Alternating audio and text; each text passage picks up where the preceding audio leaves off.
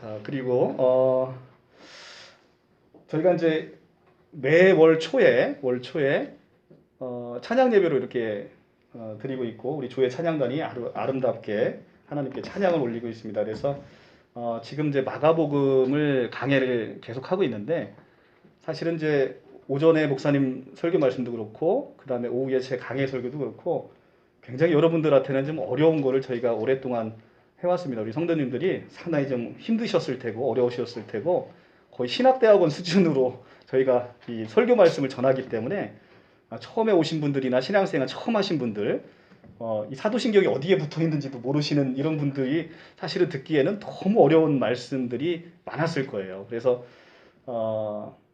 한 달에 한 번이라도 여러분들에게 외식을 여기서 외식은 바리새인의 외식이 아니라 저희가 이제 성경 본문 말씀에서 늘 진행하고 있는 말씀에서 다른 말씀을 이렇게 하나씩 오는 가져와서 말씀을 드리고 있습니다. 근데 그조차도 굉장히 어려운 내용들이 많아서 오늘은 진짜 제가 좋아하고 그리고 좀 쉬운 말씀으로 한번 준비를 해봤습니다.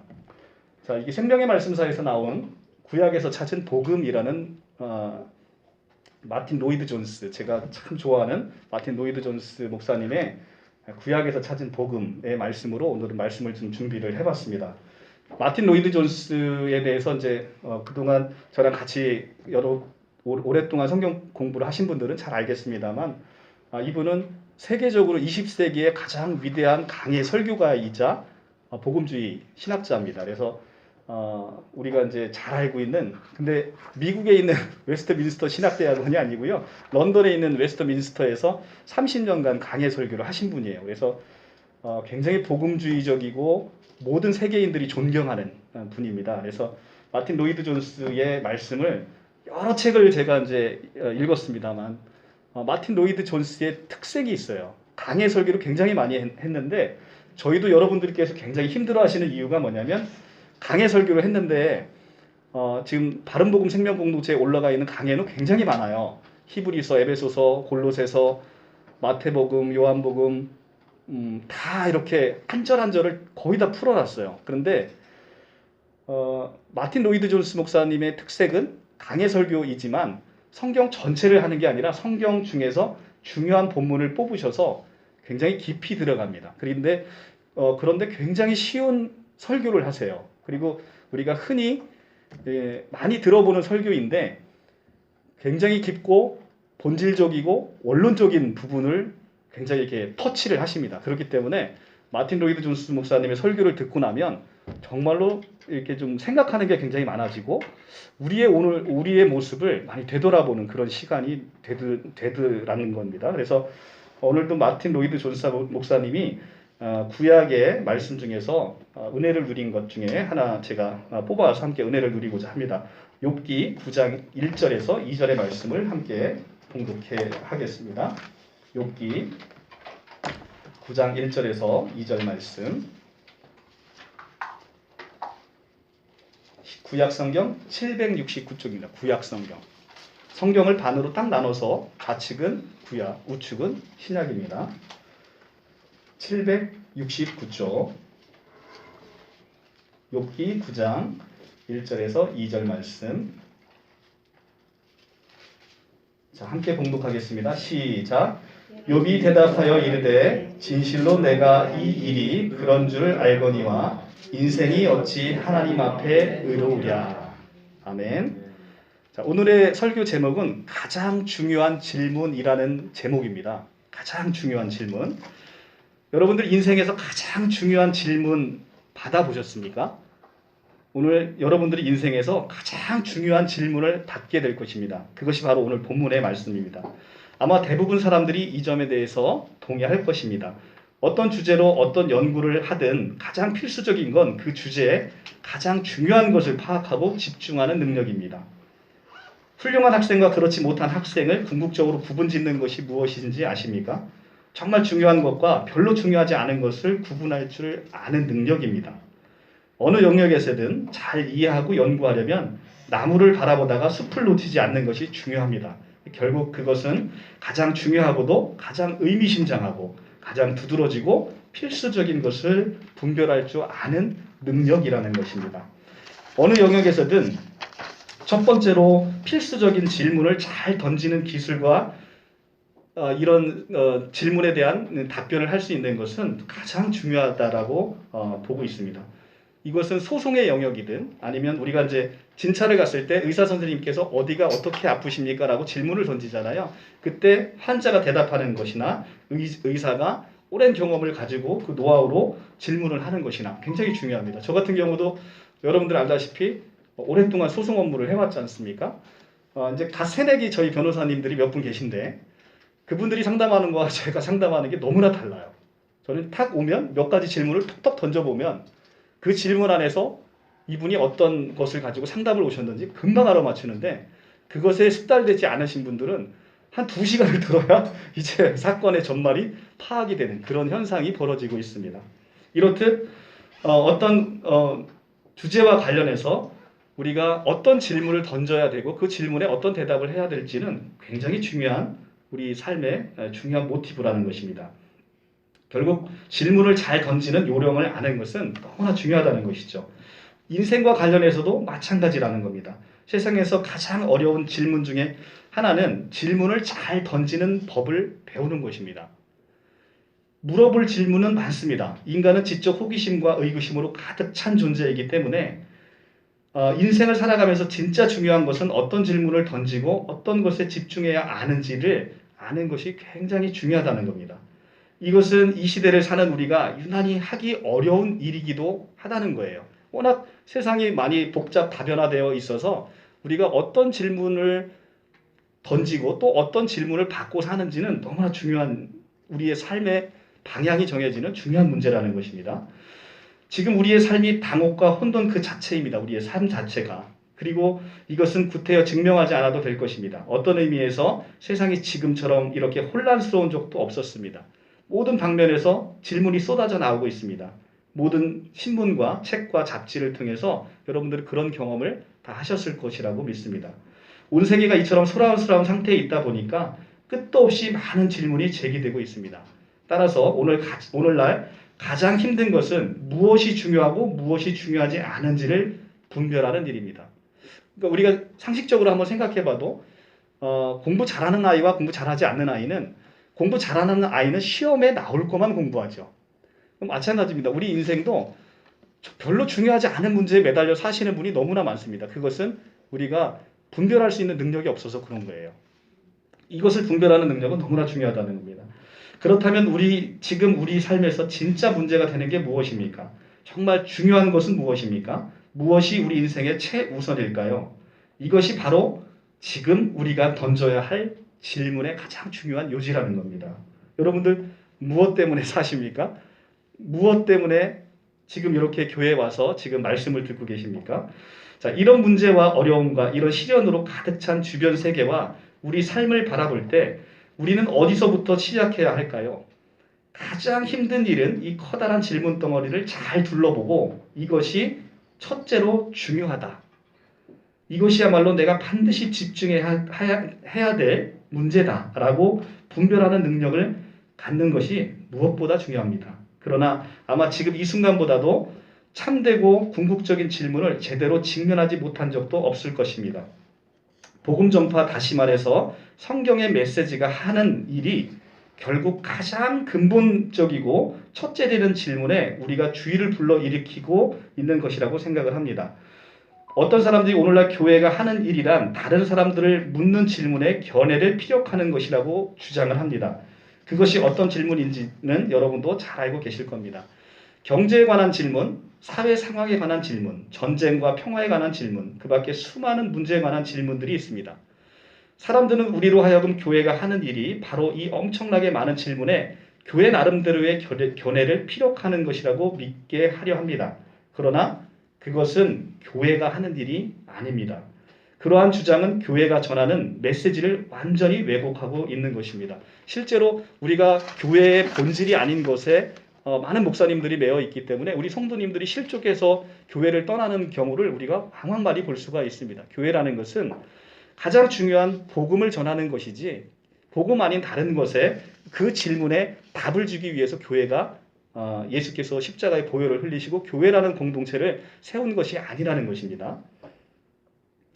그것은 교회가 할 일이 아니죠. 그러한 주장은 교회가 전하는 메시지를 완전히 왜곡하고 있는 것입니다. 성경과 교회가 하는 가장 기본적인 일은 특별한 질문 하나를 제기하는 것, 그리고 가장 합당한 질문을 물어보는 것입니다. 인류가 죄를 지어 뒤죽박죽으로 만들어 놓은 이 세상과 인생 속에 잊혀져 가는 것들에 사람의 주의를 불러 일으키는 것입니다. 지금 인간은 잘못 자체보다는 잘못의 증상이라고 할 수 있는 것들에 온통 주의를 집중하는 경향이 있습니다. 책과 잡지를 보십시오. 방송에 나오는 토론들을 한번 들어보십시오. 위대한 과학자나 다른 사람들이 인생 문제 전체에 대해서 토론하고 있다는 사실을 발견할 것입니다. 그런데 그들 모두 질문을 제기하고 있습니다. 그런데 성경 관점에서 볼 때 그들 모두가 안고 있는 문제와 어려움은 바로 그들이 질병 자체가 아니라 질병의 증상이나 현상에만 관심이 있다는 것입니다. 지금 우리는 우리의 그 근본적인 근저에 있는 것을 파악하지 않고 나타나는 보이는 모습들, 그런 증상이나 현상에만 많은 관심을 기울이고 있다는 거예요. 그 원인에 대해서는 관심을 갖고 있지 않다는 것입니다. 그렇다면 성경과 복음이 주장하는 전체 논지는 무엇입니까? 이 성경은 무엇을 말하고 있습니까? 이 세상에서 성경과 복음의 메시지만이 우리에게 정말 그 질병이 무엇인지, 그 질병의 원인이 무엇인지를 설명해 줄 수 있는 유일한 출처라는 것입니다. 이 성경은 그런 의미가 있는 거예요. 우리로 하여금 첫 번째 원리로 돌아가서 인생의 모든 문제와 어려움의 궁극적인 출처라 할 수 있는 근본 문제에 직면하게 해주는 것이 바로 성경에 있다는 것입니다. 오직 성경 속에만 그 답이 있다는 거예요. 따라서 인간이 가장 처음 던져야 할 질문을 정확히 아는 것이 무엇보다 중요한 일입니다. 그 질문은 바로 지금 살펴보고자 하는 본문, 오늘 욥기 9장 2절에 있습니다. 인생이 어찌 하나님 앞에 의로우냐 하는 이 말씀에 잘 나타나 있습니다. 인생이 어찌 하나님 앞에 의로우랴. 욥이 던진 이 질문을 우리가 같이 이 질문을 던지고 같이 이 질문을 받아봐야 되는 것이죠. 이 질문은 이미 인류 역사의 시작, 여명기부터 이미 던져졌던 질문입니다. 우리는 자신이 살고 있는 시대와 세대에만 사로잡혀 사는 노예이죠. 우리가 모두 일찍이 지금과 같은 세상은 없다라고 자신만만해 해왔습니다. 사람들은 지금 같은 시절이 없다라는 말, 우리는 아주 별나고 독특한 사람이라는 말에 매우 익숙합니다. 따라서 오늘날 우리가 던져야 할 가장 중요한 질문이 바로 오래전 역사의 여명기에 욥이라는 사람이 던진 바로 오늘 본문의 질문과 같은 것이라고 한다면 아마 사람들은 대경 실색할 것입니다. 욥이 던진 질문은 과연 무슨 뜻이었을까요? 이 질문을 약간 바꾸어 보면 아마 이렇게 표현할 수 있을 것입니다. 인간이 어떻게 하나님 앞에 나아갈 수 있겠습니까? 인간이 어떻게 하나님께 말씀드릴 수 있단 말입니까? 인간이 어떻게 계속해서 하나님과 함께 살 수 있단 말입니까? 인간이 어떻게 하나님을 발견할 수 있습니까? 인간이 어떻게 하나님에게 이를 수 있습니까? 인간이 어떻게 하나님과 교제할 수 있단 말입니까? 이 질문은 한마디로 이것입니다. 인간이 하나님과의 관계에서 무엇을 할 수 있는가라는 질문인 거예요. 이렇게 질문하면 굉장히 쉽죠? 인간이 하나님과의 관계에서 무엇을 할 수 있는가? 이것이야말로 현대 생활에서 야기되는 모든 질문과 문제 가운데 가장 필수적이고 중요한 질문이라고 생각합니다. 따라서 현대인에게 있어서 이렇게 말하고 싶습니다. 자신이 매우 잘 알고 있는 그 모든 것을 일축하고 우선 이 질문에 직면해서 해답을 찾을 때까지 절대 다른 어떤 질문도 생각하지 않겠다고 스스로 다짐을 해야 합니다. 물론 이렇게 말하는데 많은 사람들이 반대할 사람도 있습니다. 예를 들면 이 말을 듣고 즉시 이렇게 반문하는 사람도 있을 거예요. 그것이 가장 중요한 질문이라고 말하기는 어렵습니다. 동의하지 않습니다. 그 질문이 최우선순위라고 하기에 매우 사소합니다. 당신이 지금 이 세상이 어떻게 돌아가고 있는지 모르고 계십니까? 모든 나라가 전쟁을 위해서 서로 군비를 확장하고 협박하고 있는 것은 안 보이십니까? 이 시대가 안고 있는 모든 고통과 의구심을 모른단 말입니까? 그런 것들을 잘 알면서 우리에게 가장 중요한 문제는 하나님과 인간의 개개인의 관계라고 말할 수 있습니까? 사실 가장 중요한 질문이라고 말하기는 몹시 유치하고 하찮지 않습니까? 이렇게 반박할 수도 있습니다. 그런가 하면 이 질문을 지나치게 이기적이라고 생각하는 사람들도 있을 수 있습니다. 세상에 이토록 불행과 고난과 불투명한 것이 많아서 어수선하고 거친 세상에서 어떻게 그런 말을 하다니 온 인류의 운명이 경각에 달려있는 마당에 개인의 구원의 문제에나 주의를 기울이는 것이라는 게 대체 그 이유가 무엇입니까? 사망도 없고 무덤도 없이 영원히 산다는 운명에 주의를 기울이라니 왜 그런 말을 하십니까? 이 당신이 말하는 그 캐캐묵은 복음이라는 그 굉장히 자기중심적이고 이루 말할 수 없는 이기적인 것 아닙니까? 라고 이야기하는 사람도 있을 것입니다. 그런가 하면 이런 질문을 싫어하고 무시해버리는 사람도 있을 것입니다. 오늘날 가장 시급한 문제는 인간과 하나님의 관계가 아니라 바로 인간과 인간의 관계라고 믿고 있는 사람들도 많을 것입니다. 그들은 이렇게 말합니다. 노조나 상공업이나 산업 분야를 보십시오. 부부관계, 국제관계, 가족관계를 보십시오. 법적인 관계를 한번 보십시오. 인간과 인간 관계가 잘못되어서 생기는 문제가 얼마나 많습니까? 그런데 지금 시급한 문제가 하나님과 사람의 관계가 아니라 지금 사람과 사람의 관계인 대인관계가 더 시급한 문제입니다. 이렇게 말하는 사람도 있을 것이라는 겁니다. 또 어떤 사람은 원자력처럼 엄청난 문제를 둘러싸고 있는 세상에 살고 있는 우리가 이 작은 영혼이나 이 영혼이 하나님과 맺는 관계를 생각해 보라고 할 수 있느냐 하면서 지금 제정신이냐 이렇게 얘기하는 사람도 있을 것입니다. 최근에 일본에서도 원자력 오염수를 방류하는 문제로 인해서 우리나라도 함께 전 세계가 시끄러운 그런 문제에 부닥치고 있죠. 그러니까 우리들은 이제 계속 그런 이슈, 지금 우리가 살아가고 있는 문제의 이슈에만 사람들이 많이 관심을 갖고 있고 그런 사람들은 지금 로이드 존스 목사님께서 이 제안한 그리고 또 욥기가 얘기한 어떻게 인생이 하나님 앞에 의로울 수 있느냐라는 이 근본적인 문제에 대해서 상당히 반감을 가질 수는 있다는 거예요. 자, 이런 사람들에게 우리는 뭐라고 대답을 하면 좋을까요? 오늘 로이드 존스가 말하고자 하는 바로 메시지의 핵심은 여기 있습니다. 그런 사람들에게 우리는 뭐라고 대답을 하면 좋을까요? 인생이 어찌 하나님 앞에 의로우랴?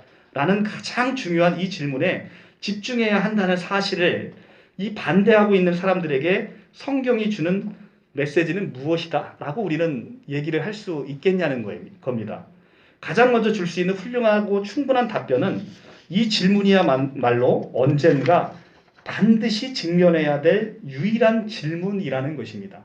사람들이 관심을 갖고 있는 문제들, 예를 들면 원전에 관한 문제를 생각해 보면 일본이 오염수를 버리는 문제가 버릴 게 예정이 되어 있지만 버리지 않을 가능성도 계속 있죠. 우리는 일어나지 않을 가능성에 대해서 너무나 많은 것에 시간을 허비하고 그것에 한다는 것이죠. 우리가 미래의 것을 미리 걱정하고 미래의 것을 미리 걱정한다 한들 그것이 현실로 나타나지 않을 가능성은 상당 부분 존재한다는 겁니다. 그러나 인생이 어찌 하나님에게 의로우랴 하는 이 욥의 질문은 우리가 반드시 직면해야 될 유일한 질문이라는 거예요. 지금 이 세상이 아주 많은 문제와 고통으로 가득하다는 사실은 누구나 알고 있는 사실입니다. 그런 것들이 중요하지 않다는 말이 절대 아닙니다. 그러나 그것은 복음을 전하는 설교자가 다룰 부분이 아니라는 겁니다. 복음을 전하는 설교자가 다룰 문제는 바로 이 욥이 전하고 있는 이 유일하고 우리가 반드시 직면해야 되고 언제 직면해야 될지 모르는 바로 이 질문이라는 것입니다. 이런 나머지 것들의 질문이 중요하지 않다라는 것이 아니라 복음 전도자로서는 반드시 이 질문에 집중해야 되고 믿는 우리도 이 문제에 대한 답을 반드시 가지고 있어야 된다는 것입니다. 바로 욥이 던진 이 질문이 어찌면 평생 동안 원자력 문제 같은 것으로 실제로 직면하지 않을 문제에 우리가 고민하는 것보다 훨씬 중요하고 간절한 질문이라는 겁니다. 우리는 그 위험에 도사리고 있는 것들은 원자력 같은 문제들, 우리가 곤궁의 문제, 빈곤의 문제, 언제나 위험에 도사리고 있는 건 정말 사실입니다. 그런데 우리가 사는 동안에 그것이 정말 중대한 문제로 직면하지 않을 수 있는 가능성도 많이 열려 있다는 겁니다. 그 문제는 우리가 닥칠 수도 있고 닥치지 않을 수도 있는 여러 가지 위험 중에 하나일 뿐입니다. 모든 개인에게 반드시 영향을 끼치는 위험이 아니라는 것이죠. 모든 사람이 조만간 반드시 부딪혀야 할 문제는 다른 것입니다. 인간은 자신의 뜻과 관계없이 이 땅에 살게 된 존재입니다. 인간은 우리 스스로가 우리가 이 땅의 주인이라고 생각하지만 제가 예전의 강의에서도 말씀드렸습니다만 여러분들 이 땅에 태어나고 싶어 태어나신 분이 단 한 분이라도 계십니까? 그것도 지금 21세기에 우리가 고려시대 태어날 수도 있고 조선시대 태어날 수도 있는데 21세기에 태어나고 싶어서 태어나신 분이 단 한 사람도 있습니까? 그것도 북한 땅에 안 태어나고 한국 땅에 태어난 이 대한민국 땅에 태어나고 싶어 태어나신 분이 단 한 분이라도 있습니까? 없다는 거죠. 그러면 그만큼 우리는 인생의 가장 중요한 문제, 내가 언제, 어디서, 어떻게, 누구의 밑에서 태어날 것이라는 것은 인생에 있어서 가장 본질적이고 중요한 문제인데 단 한 개도 우리가 선택한 것이 없다는 거예요. 그런데 인간은 내가 오늘 무엇을 먹을까? 짜장면을 먹을까? 짬뽕을 먹을까? 내가 오늘 어디를 갈까? 놀러 갈까? 교회를 갈까? 이런 선택에 있어서 이 선택을 하고 있음을 기화로 내 인생의 주인이 나라고 생각을 하고 지낸다는 것이죠. 인생의 가장 중요한 것을 한 번도 선택해 본 적이 없는 인간이 마치 자기가 인간인 것처럼 그렇게 느끼고 산다는 거예요. 이것이 바로 인간이 갖고 있는 착각이라는 겁니다. 착각. 자, 인간은 자신의 뜻과 상관없이 이 땅에 이렇게 살게 된 존재입니다. 스스로 이 땅에서 있기로 선택한 것이 아니죠. 누군가에게 의해 존재하게 된 것입니다. 그리고 모든 인간은 지금 이 세상을 지나가고 있습니다. 우리 모두 궁극적인 의미에서 이 세상을 전혀 통제할 수가 없습니다. 우리가 이 땅에서 얼마나 살게 될지 그 기한은 하나님의 손에 달려 있는 것입니다. 우리가 좋아하든 싫어하든 믿든 믿지 않든 우리는 반드시 이 세상을 떠날 것입니다. 저 세상에 가면 오래전에 욥이 던진 질문, 바로 하나님과 나의 관계에 대한 질문을 직면하게 된다는 것이죠. 여러분은 아마 이 주제로 아주 훌륭하고 인상적인 시를 쓴 시편 기자를 기억하실 것입니다. 그중 어떤 이들은 하나님을 피하기 위해 하나님에게 도망가려고 애쓰는 인간의 모습을 그려놓았습니다. 우리가 이미 강해 설교 시간에 우리도 그런 인간을 한번 봤죠? 누구죠? 그렇죠. 맞습니다. 요나입니다. 요나가 하나님의 낯을 피해서, 그죠? 하나님이 니느웨로 가라고 하는 하나님의 명령을 어기고 다시스로 도망가기 위해서 욥바로 내려가서 바다 멀리로 가버리면 하나님의 낯을 피할 수 있을 거라고 생각하는 것이, 그것이 바로 우리 인간의 어리석음의 실존이라는 것이죠. 우리는 바다로 나가면 하나님이 보이지 않을 거라고 생각하는 것이죠. 우리가 손으로 가리면 해가 우리를 보지 못할 거라고 생각을 하는 것이나 똑같습니다. 그런 요나처럼 시편의 기자도 그렇게 하나님을 피해서 우리가 도망가고자 하는 인간의 본성을 그려놓은 것이 있습니다. 그런데 그들의 결론은 늘 같았습니다. 하나님은 절대 피해갈 수 없다는 것이죠. 하나님은 절대 피해갈 수 없다는 것. 이것이 바로 우리가 복음을 붙잡아야 되는 가장 중요한 이유인 거예요. 하나님은 절대 피해갈 수 없습니다. 인간은 이 문제를 회피하려고 애쓰고 있지만 성경은 우리가 하늘로 올라가든 음부로 내려가든 동으로 가든 서로 가든 북으로 가든 남으로 가든 언젠가는 결국 돌아와서 하나님 앞에 서게 될 것이라는 것이죠. 그것도 어떤 모습으로? 죄인의 모습으로. 반드시 하나님 앞에 우리는 죄인의 모습으로 서게 된다는 것이죠. 그때 우리가 비로소 이 욥이 던진 질문, 인생이 어찌 하나님 앞에 의로우랴 하는 이 질문이야말로 인생에서 가장 중요한 질문이라는 사실을 하나님 앞에 설 때 비로소 우리는 깨닫게 될 것입니다. 그렇다면 이 질문을 가장 중요한 자리에 두는 것도 무리가 아니지 않겠습니까? 우리가 반드시 피해가지 못하고 맞닥뜨려야 될 질문이라고 한다면 인생에 있어서 가장 중요한 질문이라고 해도 무리가 되지 않지 않겠습니까? 이 질문이 그처럼 절대적이고 분명한 것이라면, 도저히 피해갈 수 없는 것이라면 우리는 이 질문에 반드시 가장 먼저 직면해야 합니다. 그렇다면 이에 따르는 둘째 원리, 어쩌면 첫 번째보다 더 피할 수 없는 그런 원리가 있습니다. 바로 우리는 언젠가 반드시 그 문제에 직면해야 될 뿐만 아니라 언제 그것을 직면해야 될지 모른다라는 사실이 더 중요하다는 겁니다. 이게 무슨 말이냐면, 자, 하나님을 만나는 것은 기정사실이에요. 그런데 오늘 만날지, 내일 만날지, 모레 만날지 우리는 그 시기를 전혀 알 수 없다는 것이에요. 이것이 인간이 갖고 있는 가장 두려운 얘기라는 겁니다. 그 질문이 속히 직면해야 한다는 것이 바로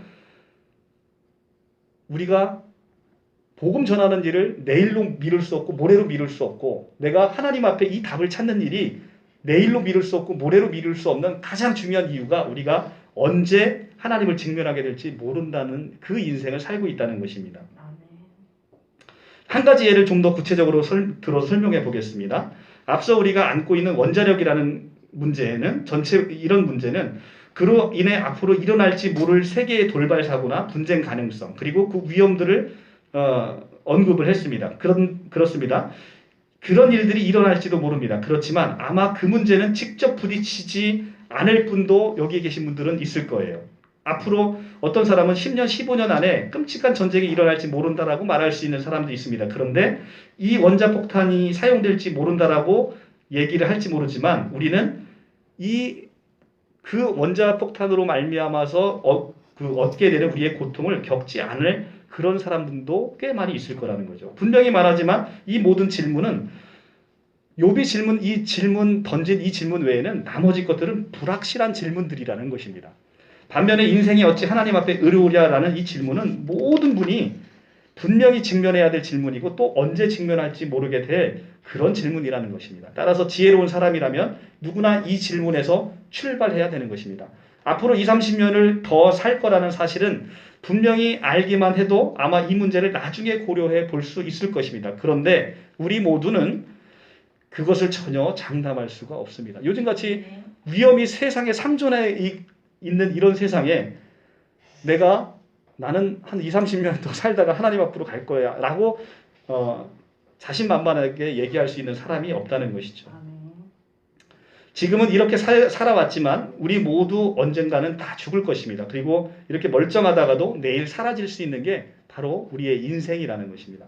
자, 우리 한번 봤던 말씀인데 야고보서에 한번 있는 말씀 한번 더 보고 갈까요? 야고보서 4장 14절의 말씀.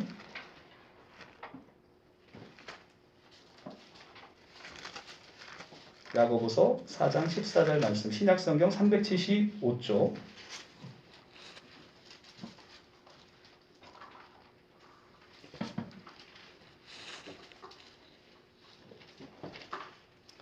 (375쪽) 다 같이 합독하겠습니다. 시작.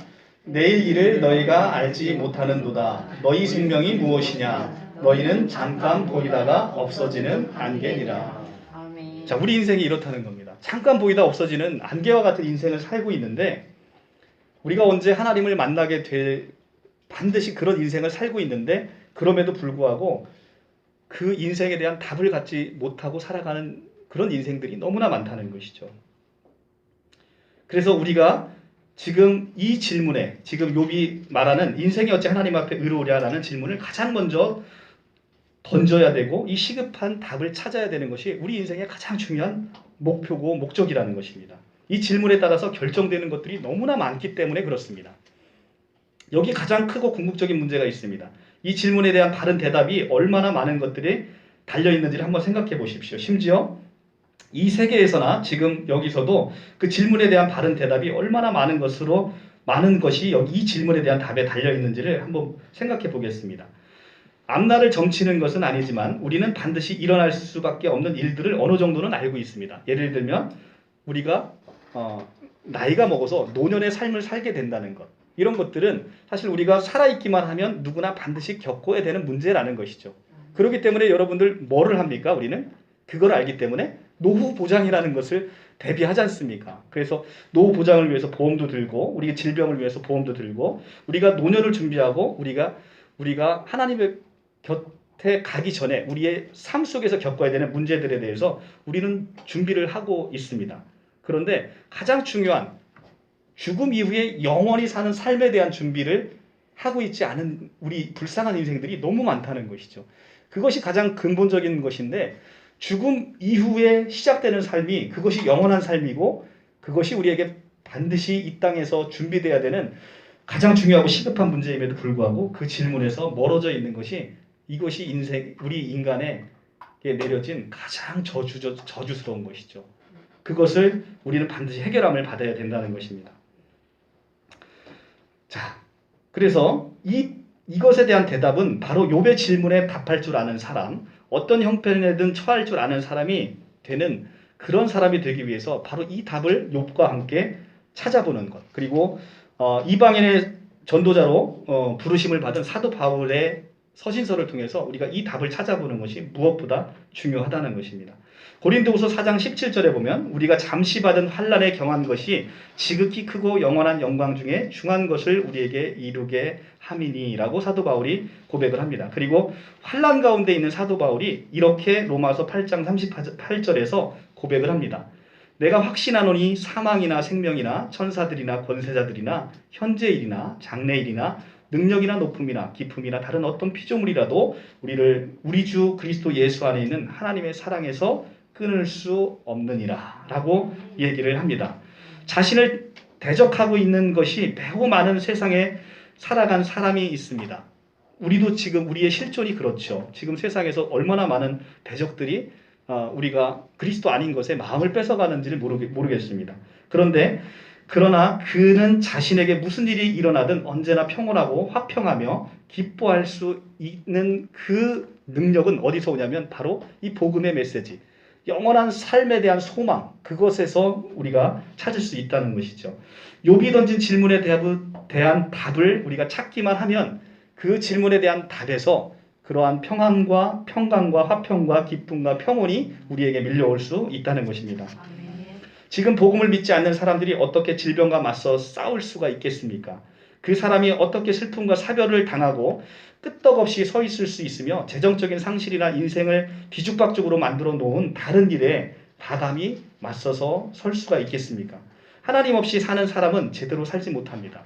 하나님 없이 사는 사람은 심지어 지금 이 땅에서도 성공적으로 살지 못하는 것을 우리가 정말 통계적으로 확률적으로도 많이 보고 계심을 알 수가 있습니다. 이것이 꼭 어떤 경제적인 이런 측면을 얘기하는 것이 아니라 하나님 없이 사시는 분들은 아무리 풍요하게 살아도 그 풍요 속에 감사가 없어요. 아까 오전에 설교에서 목사님께서 적절하게 너무나 강조했던 그 말씀처럼 감사는 이게 하나님의 영에서 오는 그 충만한 영에서 오는 선물이거든요. 그런데 아무리 우리가 풍요롭고 부하고 우리 모든 소원 성취가 이루어지고 사는 사람도 인생의 가장 중요한 답을 얻지 못하면 인생이 공허한 것이고 불쌍한 것이고 그 인생을 제대로 성공적으로 살지 못하게 되는 것이죠. 그리고 점점 시간이 다가와서 우리가 하나님 앞으로 시간에 쫓겨 하나님 앞으로 가게 되는 그 순간에서는 더더욱이 우리 인생은 어려움을 겪게 되는 것이죠. 목숨이 붙어있는 한 우리가 이 세상을 살아가면서도 진짜 잘 살 수 있는 길은 바로 욥이 던진 이 질문에 답하는 것입니다. 우리가 성경이라고 부르는 이 책의 말이 맞다면, 성경의 메시지가 참된 것이라면 인간의 영원한 운명은 인생이 어찌 하나님 앞에 의로우랴라는 욥에 던진 질문에 뭐라고 답하느냐에 따라서 결정이 되게 되어 있습니다. 우리는 하나님을 대면해야 됩니다. 그리고 하나님의 심판을 받을 것입니다. 우리의 운명, 우리의 영원한 운명은 하나님 앞에 설 때 우리 자신을 어떤 모습으로 내놓느냐에 달려 있습니다. 하나님이 저를 보시고 잘했다, 착하고 충성된 종아, 내 주의 즐거움에 참여할지어다 라고 말씀하실 만큼 잘 살았느냐에 달려 있다는 말입니다. 그렇게 살지 못했다면 우리는 반대의 심판, 즉 나를 떠나라는 심판을 받을 것이고 영원히 꺼지지 않는 유황불의 음부에 떨어져서 심판을 받게 될 것입니다. 그런데도 이보다 시급한 질문이 어디 있겠습니까? 이보다 먼저 물어봐야 할 질문이 있다라고 할 수 있겠습니까? 인간의 운명은 이 질문에 달려 있습니다. 사망, 영원, 영원한 삶, 이 모든 것이 이 질문 하나에 달려 있는 것입니다. 우리가 사망으로 갈 것이냐, 영원한 생명으로 영생으로 갈 것이냐, 이 질문 하나에 달려 있다는 것입니다. 하나님의 이름으로 성경 말씀과 말씀 안에 담긴 메시지의 권위로 간청합니다. 다른 질문은 모두 옆에 제쳐놓으시고 다른 질문을 다 잊어버리시고 지금 오늘 들으신 바로 이 질문, 인생이 어찌 하나님 앞에 의로우랴 하는 이 질문에 직시하십시오. 그리고 이 질문에 답을 얻으십시오. 여러분은 하나님을 만날 준비가 지금 되어 있습니까? 이 질문에 답을 갖고 계십니까? 한순간에 눈 깜짝할 사이에 거룩하신 하나님 앞에 서게 될 텐데 그때 하나님께 드릴 말씀을 여러분들 갖고 계십니까? 이것이 가장 근본적이고 무엇보다 중요한 질문입니다. 이제는 지금까지 이 질문에 대한 답으로 자주 주어졌을 뿐만 아니라 지금까지도 여전히 주어지고 있는 거짓 답변에 대해서 몇 가지 생각해 보겠습니다. 어떤 사람들은 이 질문에 대해서 이렇게 말할 것입니다. 저도 그 말씀에 동의합니다. 그 질문은 대단히 중요합니다. 인생이 어찌 하나님 앞에 의로울 수 있겠습니까? 그러니 착하게 살아야죠. 우리가 흔히 여러분들 복음 전할 때 듣는 얘기들이에요. 그러니까 착하게 살아야죠. 최선을 다하고 할 수 있는 한 선을 많이 행하고 기도 많이 드리고 자선도 많이 베풀고 다른 사람의 은혜도 갚아야겠죠. 어떤 이들은 한술 더 떠서 이렇게도 얘기합니다. 그것만 가지고 되겠어요? 더 나아가야죠. 신앙심이 좀 더 돈독해지고 기독교 단체에 늘 붙어 있고 교회에 속해 있어야죠. 그들은 이런 사람들이 다른 사람들보다 분명히 나을 거라고 생각하고 이렇게 답변을 한다는 것이죠. 우리가 이것은 믿는 사람들, 믿지 않는 사람들뿐만 아니라 믿는 사람에게도 종종 듣는 답변 아니겠습니까? 우리가 교회 생활 하시면서도 우리가 이 질문을 던졌을 때 이렇게 지금 제가 말씀드렸듯이 신앙심도 좀 더 동독해지고 기독교 단체에 붙어 있고 교회도 속해 있고 열심히 교회도 나가고 이런 식의 답변을 우리가 들을 수 있다는 것이죠. 근데 이것이 거짓 답변이라는 것입니다. 그런 사람들은 하나님 앞에서 자기 입장에 대해 뭔가 하려고 애쓰고 노력하고 있습니다. 혹시 사람들이 이 질문에 그런 식으로 답하지는 않았습니까? 그런 걸 들어본 적이 없습니까? 여러분이 원하는 사람 누구에게든 욥이 던진 이 질문을 한번 해보십시오. 그러면 틀림없이 이런 식의 답변들이 나올 거라는 겁니다. 그 질문을 이런 식으로 한번 물어보십시오. 죽어서 영원한 나라에 가서 하나님을 대면하게 될 때 당신은 무엇을 의지할 것입니까? 하나님이 당신을 보시면 당신의 인생을 가지고 어떻게 살았는지, 당신의 영혼을 가지고 무엇을 했는지 물으시면 뭐라고 대답하실 겁니까? 하나님 앞에서 당신 자신을 어떻게 해명할 것입니까?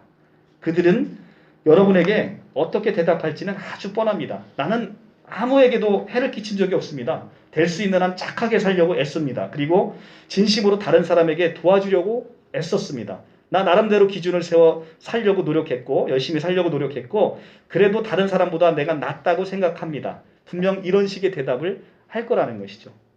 이런 식의 답변을 한 사람 성경에서 누가 기억나죠?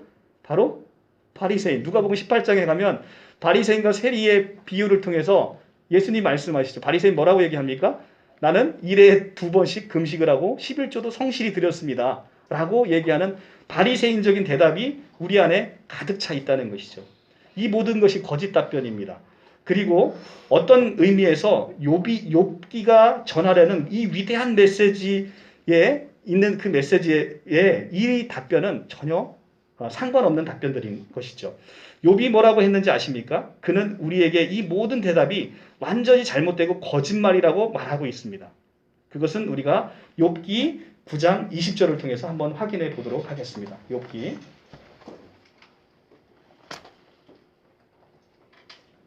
9장 20절.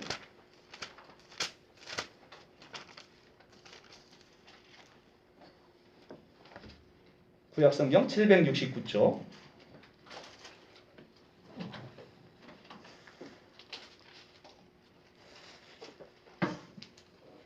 인간이 하나님을 맞닥뜨려서 하나님 앞에 하는 지금 이런 나는 아무에게도 해를 끼치지 않았다. 나는 착하게 살았다. 나는 정말 교회에서 충성 봉사하면서 열심히 살았다라고 얘기를 하는 이 거짓 답변들에 대해서 욥이 지금 뭐라고 얘기하는지를 한번 같이 보겠습니다. 9장 20절을 합독하겠습니다. 시작. 가령 내가 의로울지라도 내 입이 나를 정죄하리니 가령 내가 온전할지라도 나를 정죄하시리라. 아멘. 바로 이겁니다. 우리 양심이 우리를 정죄하지 않겠습니까? 왜 이렇습니까? 우리가 이론적으로나 지적으로 쟁론하려고 할 때 우리 안에 있는 한 음성이 우리를 늘 정죄합니다. 왜 그러냐면 우리는 알아요. 우리가 입으로는 우리가 뭘 열심히 했다라고 하고 착하게 살았다고 하지만 우리 안에 있는 양심이 안다는 것이죠. 우리가 하나님 앞에 의로울 수 없는 인생이라는 거예요. 내가 아무리 착하게 살아도 거기에는 나의 공로가 잔뜩 들어가 있고 나의 욕망과 나의 욕심으로 인해서 선행을 베풀어지는 것이지 하나님의 영광을 위해서 선이 베풀어지지 않는 것을 내 안에 있는 양심이 안다는 것이죠. 그렇기 때문에 내 안에 있는 이 음성이 우리를 정죄한다는 겁니다. 살아서 숨쉬고 있는 사람은 누구나 이 내적 감시자가 있어서 자기 마음이 자신을 정죄하며 자기가 틀렸다라고 말하고 있음을 느낄 수 있다는 거예요. 아무도 자기가 자기 자신을 만족시킬 수 없는데 어떻게 하나님을 만족시킬 수 있단 말입니까? 내가 내 스스로도 지금 만족을 못 시키고 있는데 어찌 하나님 앞에 우리가 그것을 하나님을 설득해서 만족을 시킬 수 있겠냐는 거예요. 그래서 그 심판에서 벗어날 수 있겠냐는 겁니다.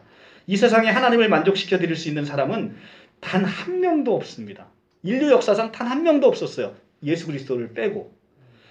이 세상에 하나님을 만족시켜드릴 수 있는 사람은 단 한 명도 없다는 거예요. 자신에게 정직한 사람은 자기 안에 선한 것이 하나도 없다는 사람을 그런 사실을 알 겁니다. 물론 이리저리 돌려가면 아주 영리하게 자신의 주장을 관철시킬 수 있을 것입니다. 그런데 자기 자신이 멋대로 하게 내버려 두고 가만히 살펴보면 자기가 얼마나 무가치하고 부적절한 존재인지를 우리는 양심을 통해서 알게 될 것입니다. 우리가 하나님 앞에서 우리 자신이 완전하다고 주장하려고 한다면 아마 우리 입이 우리를 정죄할 것이라는 말씀입니다. 그러나 이보다 훨씬 중요한 것이 있습니다. 우리가 직면한 결정적인 어려움이 바로 이것입니다. 욥기 9장 32절을 한번 같이 읽어보도록 하겠습니다. 9장 32절 시작. 하나님은 나처럼 사람이 아니신즉 내가 그에게 대답할 수 없으며 함께 들어가 재판을 할 수도 없고 33절 우리 사이에 손을 얹을 판결자도 없구나.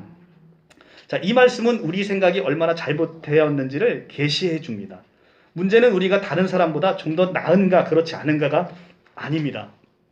우리는 우리의 비교 대상을 늘 다른 사람과 비교해서 우리를 하나님에게 설득하려고 한다는 것이죠.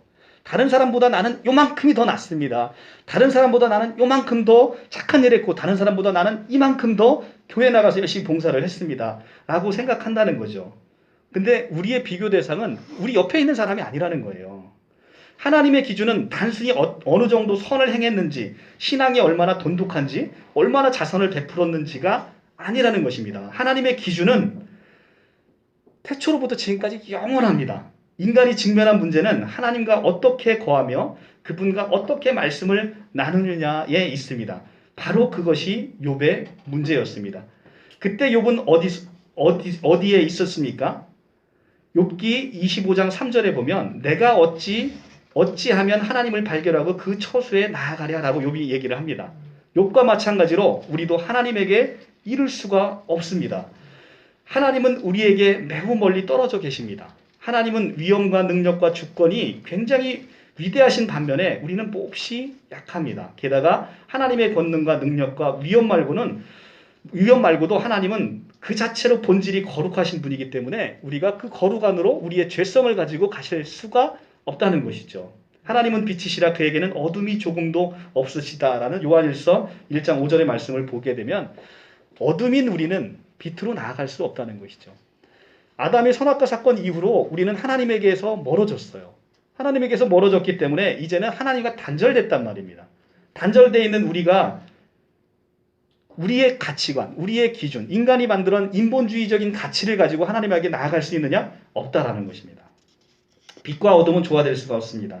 참과 거짓은 서로 타협할 수 없습니다.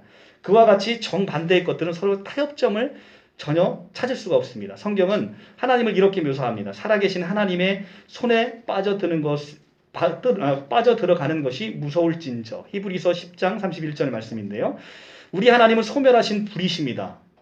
그래서 우리가 하나님을 그냥 예수 그리스도 없이 하나님을 만나게 되면 우리 인간은 하나님을 보는 순간 다 죽어버리는 거예요. 우리는 하나님을 볼 수가 없습니다. 하나님을 볼 수가 없어서 하나님을 보기만 하면 다 죽어버리는 거예요. 그런데 이제는 그리스도의 보혈이 우리 안에 발라져서 우리가 그 보혈로 말미암아 하나님에게 나아갈 수 있는 그 힘이 생긴 것이죠.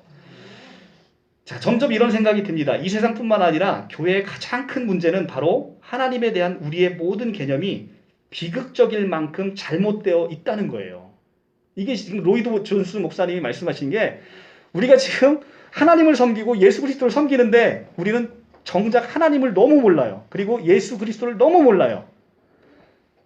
우리가 예수교인데 예수가 누군지를 모른다는 거예요. 예수가 하나님인지 모르고 예수가 여호와인지를 모르는 거예요. 여호와이신 그분을 여호와인 줄을 고백을 못하는 많은 성도님들이 그러다 보니까 신천지에 끌려가고 이단들에 끌려가는 것이죠. 이것이 바로 비극적일 만큼 우리의 모든 하나님에 대한 개념이 잘못되었다는 겁니다. 우리는 하나님의 성품을 망각하고 있습니다. 하나님은 본질상 불이신 분이에요. 거룩이신 분이어서 죄 있는 곳에 함께 거할 수가 없으신 분이라는 거죠. 그러니까 나의 알량한 선행과 알량한 양심과 알량한 어떤 도덕적인 기준으로 나는 깨끗하기 때문에 하나님께 나아갈 수 있다? 이게 다 우스운 얘기라는 겁니다. 그냥 그 자체로 다 죽을 수밖에 없다는 거예요. 우리는 하나님의 성품을 망각하고 있습니다. 하나님은 거룩하신 분이고 우리 그 거룩하신 본질을 우리가 늘 망각하고 있어서 하나님을 자꾸 왜곡해서 생각하고 있다는 거예요. 우리가 하나님의 본질을 깨달을 수 있다면 우리 손으로 우리 입을 막고 말하기를 두려워할 것입니다. 하나님은 거룩하신 분이기 때문에 그래서 욥은 이렇게 말을 하는 겁니다. 내가 눈 녹을 물로 몸을 씻고 잿물로 손을 깨끗하게 할지라도 욥기 9장 30절에 그것으로 충분하지 않다는 것입니다. 내가 남은 생애 동안 우리 자신을 깨끗하게 하기 위해서 아무리 애쓰고 수고를 해도 우리 죄를 없앨 수가 없다는 겁니다.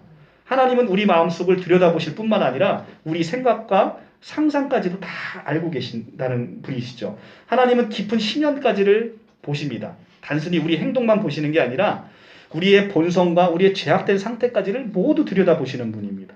이처럼 사람들이 욥의 질문에 답하기 위해서 이따금씩 내어놓은 모든 대답들은 완전히 거짓말이고 잘못되었다는 것입니다.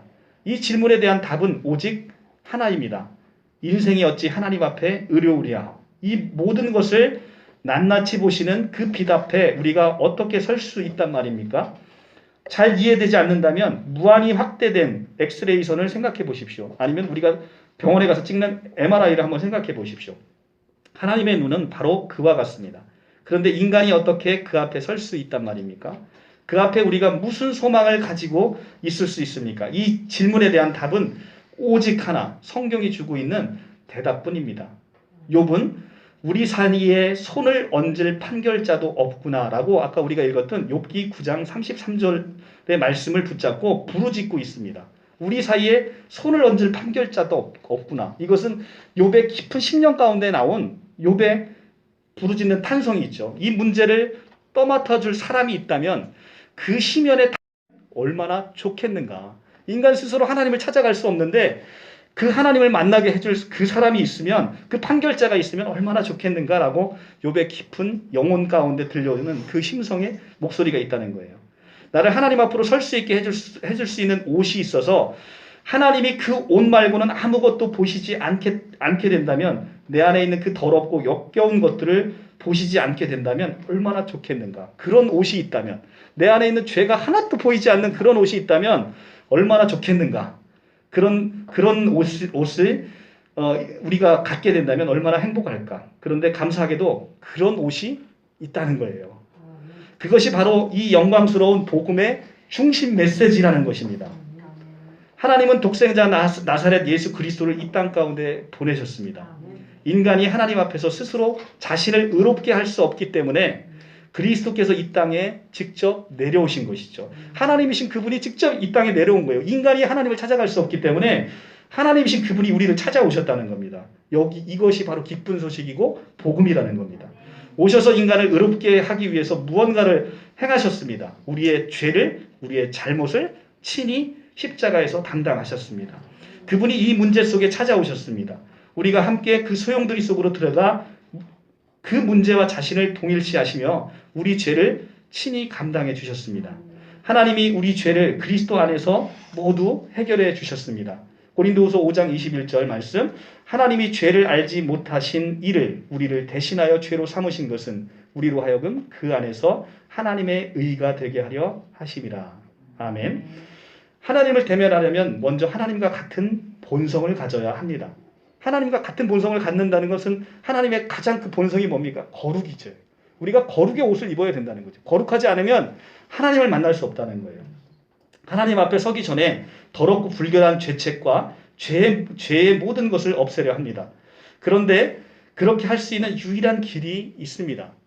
죄를 없애고 우리가 거룩으로 옷 입은 유일한 길이 있습니다. 그리스도께서 자신의 의로 우리에게 옷 입혀 주셨을 뿐만 아니라 심지어 우리 손을 잡으시고 그리고 저를 말할 수 없는 즐거움으로 하나님의 영광 앞에 흠없이 내놓겠다라고 이런 약속을 우리에게 허락하셨다는 것이죠. 의인은 믿음으로 말미암아 살리라 라고 하나님이 약속을 주셨다는 거예요. 그리고 하나님의 그 의로우신 옷을 이제는 우리 안에 하나님이 보실 때 우리 안에 있는 모든 죄악과 이 추악한 것들이 전혀 보이지 않는 그 옷을 우리에게 허락하셨다는 것이죠. 갈라디아서 3장 27절 말씀을 보겠습니다. 갈라디아서 3장 27절.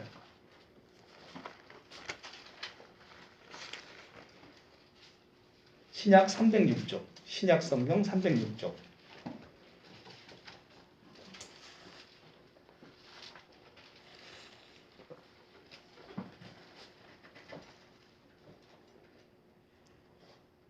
갈라디아서 3장 27절 같이 합독하도록 하겠습니다. 시작. 누구든지 그리스도와 합하기 위하여 세례를 받은 자는 그리스도로 옷 입었느니라. 아멘.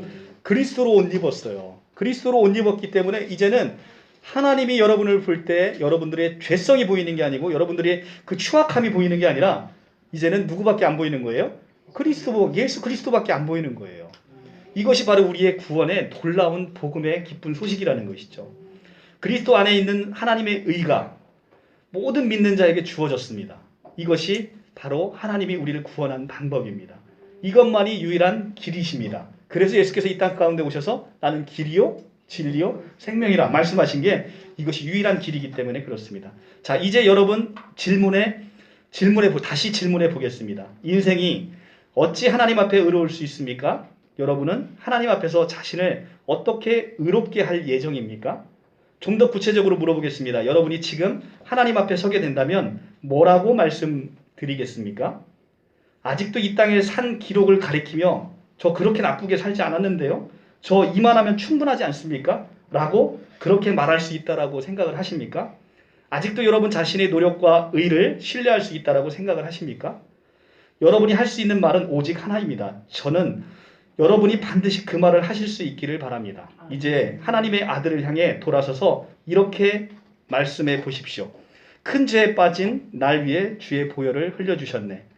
하나님 앞에서 우리가 할 수 있는 일은 오직 하나, 바로 그분을 바라보면서 예수님은 나의 구세주, 나의 주, 나의 하나님입니다 라고 고백하는 그 길밖에는 우리가 살 길이 없다는 것입니다. 아멘. 이것이 바로 욥기에서 어찌 인생이 하나님 앞에 의로우랴 라고 얘기하는 욥이 그 깊은 탄성 가운데 앞으로 오실 메시아이신 예수 그리스도 그 한 분을 바라보면서 그 깊은 가슴 가운데 심령이 울리면서 우리 안에 판결자 그분이 우리를 대신해서 십자가에 달려 죽으시고 그리스도의 보혈로 우리에게 발라주셔서 죄 많은 우리 인생을 이제는 깨끗한 거룩의 본성을 덧입혀 주셨다는 거예요. 하나님의 신성을 우리에게 주셨다는 겁니다. 성경은 얼마나 놀라운 줄 아십니까? 아담이 선악과를 먹은 이유가 뭐예요?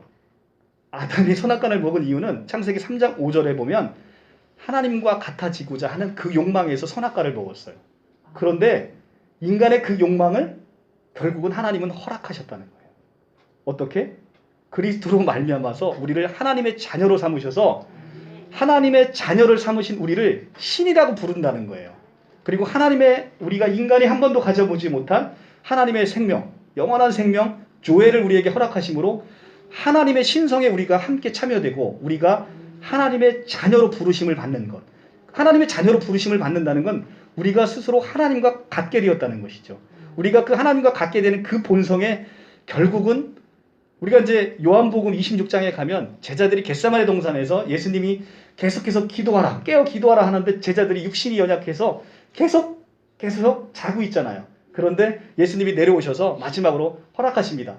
이제 너희가 자도 좋다라고 허락하신다는 거예요. 근데 인간의 가장 사악함으로 말미암아서 하나님을 배역하게 된 그 마음, 그게 이제 선악과 사건인데 선악과 사건으로 인간이 하나님과 같게 되고자 했던 그 욕망을 결국은 십자가 안에서 그리스도께서 우리에게 아름다운 선물로 가져다 주셨다는 것이죠. 그래서 이레네우스의 사도 요한의 제자인 폴리캅의 제자인 이레네우스, 2세기 교부인 이레네우스가 바로 하나님이 인간이 되신 이유는 인간을 하나님처럼 되게 하기 위해서 이 땅에 오셨다라고 얘기하는 그 이레네우스의 신화교리가 사실은 복음에 있어서 하나님께서 십자가는 아름다운 역전이잖아요.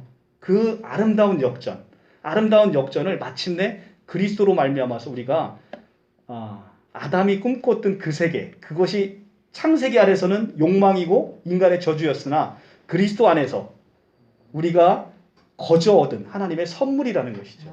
이것이 놀라운 복음의 메시지다라고 얘기를 하고 있습니다.